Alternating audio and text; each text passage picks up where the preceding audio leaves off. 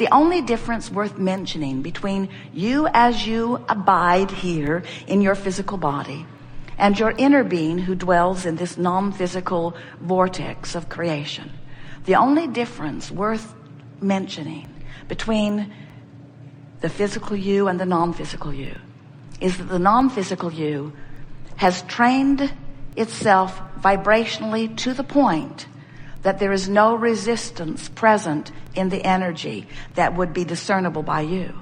Now, we qualified that just a bit because there's contrast in everything, and there are two sides to every wave. We're just telling you that the non-physical wave doesn't have the dips and swings in it that the physical wave does. That's why we label you leading edge. You're sifting through greater contrast, but as a result of that, you're coming to bigger conclusions. You're making more happen through the life that you're living. Now, we come forth to visit with you because you've summoned us in your wanting to understand how all of this works. Not because you need to know what we're going to talk about here today in order for this continuum of eternal life to continue to progress perfectly. It will do that whether you know what you're going to come to know today or not. In other words, you're going to sift through contrast because you can't help it. And you're going to know what you don't want because you can't help it. And you're going to give birth to rockets of desire about what you would prefer because you can't help that. In other words, these are the natural consequences of sifting through contrast in a leading edge environment. All of that is going to take place whether you understand what we're going to talk about here today or not. But the difference that this conversation can make for you is that if you can get a handle on your understanding of how this creation works, and more important, of what your job of creation really is, if we can help you to understand, to know that you are sifting through contrast and causing an expanded version of you, and that expanded version of you stands in a vibrational frequency in this vortex of creation, if you can hear that, if you can know that, then for the first time in your life, you're going to know why you have emotions. Because your emotions, every single one of them, are indicators that let you know how aligned you are with this further expanded most version of you, or how misaligned you are, how much allowing you've got going on, or how much resistance you've got going on. This life is causing you and us to expand. But the difference between you and us is that when your life causes that expansion, we take it immediately. We hold the vibrational frequency of it because we've practiced the higher, less resistant frequencies, and it is natural and easy for us to do that. You, dear hearts, however, have not practiced the higher frequencies. You often beat the drum of what's gone wrong. You probe and poke at that problem in a justifiable attitude for way, way longer than is necessary and way, way longer than is helpful. And that's what we're going to talk about here today. So why are we talking to you? Well, you've summoned us, but what's this all about? What is this knowledge that we are helping you to remember or find resonance with? What's its value to you? Why is it of advantage for you to understand that you are the creator of your own reality? Why is it of advantage for you to recognize that there are two vibrational aspects of you going on in every moment that you are focused in this physical body? Why is it important for you to know that these two aspects exist and that there is an emotional bond between them that lets you know how aligned you are with what you have created and its furthest extension, or how resistant you are to it? Well, it's not important in the sense that the longevity of your planet is at stake, because it isn't. Well-being is assured. It's not important if you are thinking in terms of even your reemerging in the non-physical and you're understanding who you are and fulfilling your reason for being, because as you bang around in this physical life experience, you are becoming, and in what you call your death experience, we call it your croaking experience. We try to be disrespectful since there is no death. When you reemerge back into non-physical, you catch up with all that this life has added to who you are. In other words, you catch up with all that you are.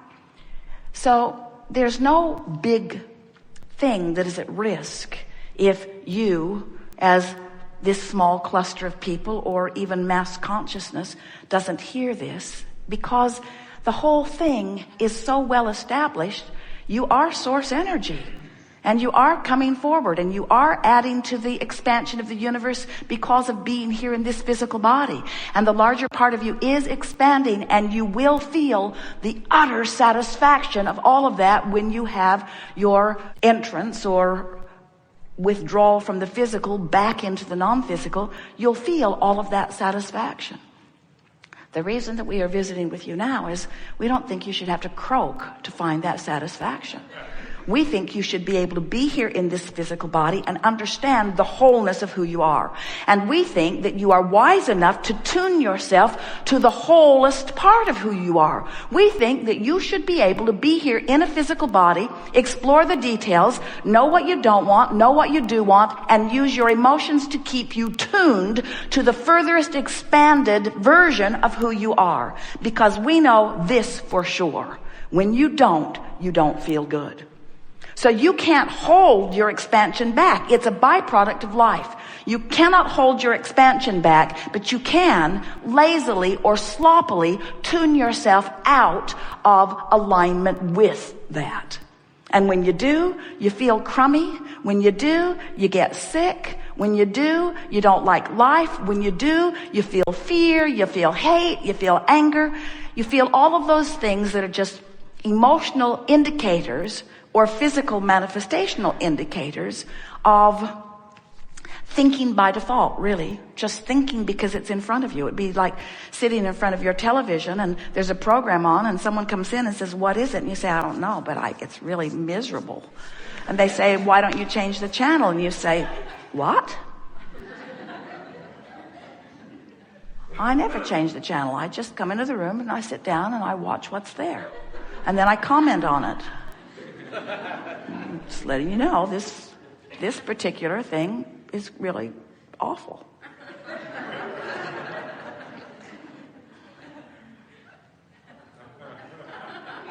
We're not kidding. That's mostly what you do. You read the front page of the newspaper and you have a knee-jerk response to it. And you watch CNN and you have a knee-jerk response to it. And your kids call or your neighbors do something and you just look around and you respond. You just observe and respond and observe and respond and observe and respond. The good news is every time you observe and respond, you launch a rocket of improvement. But if you don't do something about then tuning yourself to the improvement, then what happens is your life gets away from you. That's why the longer people live in their bodies, the ornerier and the sicker they usually get. Because life kept causing them to expand, but they didn't go. They just kept watching the same channel. They just kept observing and commenting on what they were observing. So this Art of Allowing workshop, this is about the art of allowing what? The art of allowing me in my physical human body, with my physical mind, with my physical ability to focus, is about me using my ability to focus myself into alignment with the furthest that I have become. And that is where true satisfaction comes from. Moment to moment to moment satisfaction.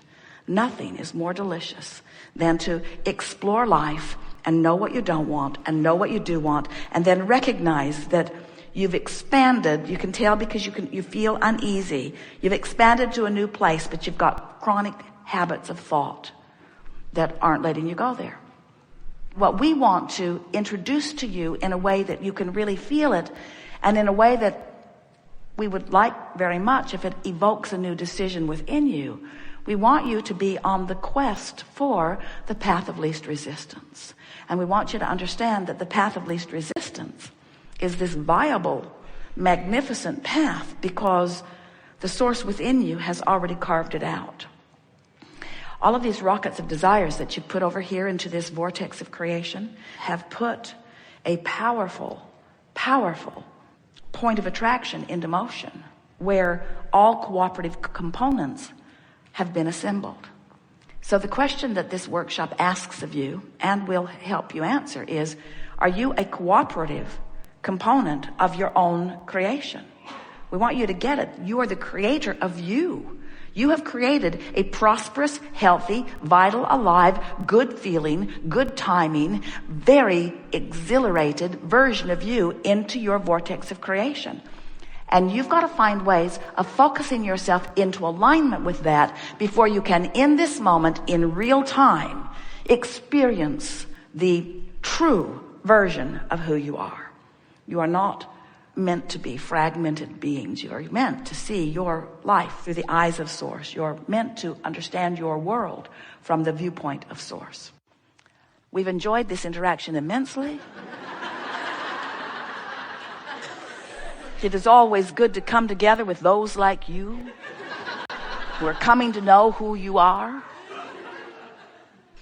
Jerry and Esther ordered a beautiful piece of furniture in California to be delivered to their new house in Texas. And they waited a long time for it. And when it came, it was all wrapped up. It was a console table, and it was wrapped up, really well wrapped up. And Esther was so happy that it was so well wrapped up because she knew that it would be in very good condition, so well wrapped up. And the nice men who brought it, the white glove service who brought it, that were going to unwrap it and place it where they wanted it to be, as they unwrapped it and Esther looked at it, she was so thrilled with the beauty of this magnificent table, but it was upside down on the dolly.